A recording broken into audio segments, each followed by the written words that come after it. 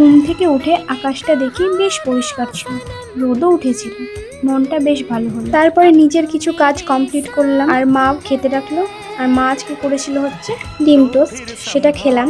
মনু আমাকে ডেকে বলছে, দেখ ফুল বাগানে একটা নতুন ফুল ফুটেছে।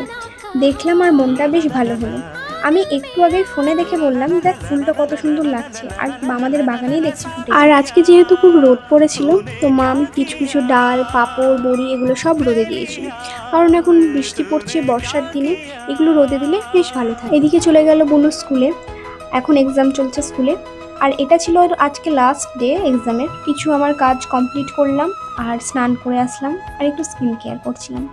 নিজেরও তো যত্ন নিতে হবে, তাই না? অনেক দিন হয় না এভাবে ভয়েসে ভিডিও আপলোড করা, গান দিয়েই হয়, খুব কম এখন ভয়েসে আপলোড করা হয়। তো এবার থেকে ভেবেছি রেগুলার আমি এটা ভিডিও আপলোড করব ভয়েস দিয়ে। তো আজকের মতো এইটুকুই, কথা হবে তোমাদের সাথে আবার কোনো একটা ভিডিওতে।